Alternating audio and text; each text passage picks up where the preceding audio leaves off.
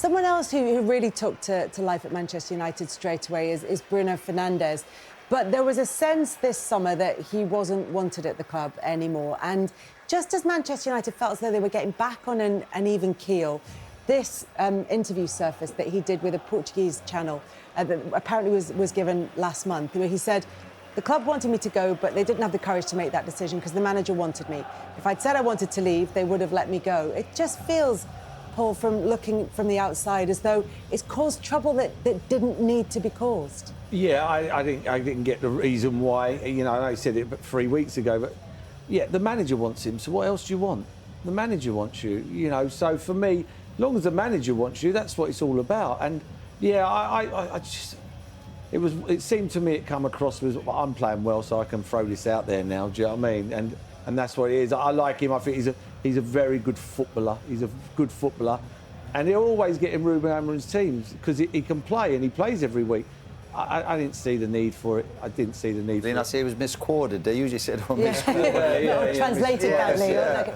But it does sort of ask questions about who is making the decisions about which players stay, which players go. Because if the club were willing to sell him, but as he says, the manager wanted to keep him, that you can feel that. Yeah, no, I think at United, and certainly over the last year or two, there seems to be a lot of noise. It turns into a little bit of circus, lads, quotes, and we see last week, obviously, Maynard's brother wearing T-shirts and stuff. I think there's a bit of a circus going on at United at the moment, and it's. But the key is for Bruno and people like that, and we know how good he is to focus on the football. Yeah, he's come out and given a quarter, but he could have left. But the bottom line, that's no big deal. He's playing, big player for Man United. He's got to keep doing the business. Got to try and drag the others up around him. Obviously, I've had my issues with him in terms of his leadership skills and what he doesn't do out of possession, but in possession, he's as good as any player out there. And if he gets time today and Villa don't get to him, then he will punish him. The stats will tell you that, whether his goals or assists. And if he's got people in front of him, runners, he will pick you out. So for all the stuff about off-the-field stuff and contracts, if Bruno concentrates on being a top footballer like he is, then to me, he could walk into most teams in the world from an attacking side of the game. And because I play defensive midfielder, maybe I'm a bit harsh on him and I can nitpick him. It might seem harsh, but for an attacking player, when he gets in possession, I think he's a brilliant player. And that's where the numbers are so impressive. Second only to Mohamed Salah since he made his debut for Manchester United in terms of goals and assists. And it's his all-round contribution, as Roy says, particularly going forward. Yeah, that is it. And, you know, numbers speak for himself. You know, what he's producing, assists and goals has been incredible since he's been at the club. Roy's allowed to talk about his defending because of what Roy's done in his career. So, you know, of course, you want to see that side of things. But for a player like Bruno Fernandes, you want him on the ball for Manchester United. Like I said, he can produce. He gets fans off the seats, and you know, as long as he keeps on doing that and forgets what's going on off the pitch, and you know, like Roy mentioned to there, that it's like pretty much like a circus at the club. Just concentrate on the pitch. That's all you can do. As a player, you want to concentrate on the pitch and what you do on the pitch, and you know, as long as he keeps on producing the assists and the goals that he is.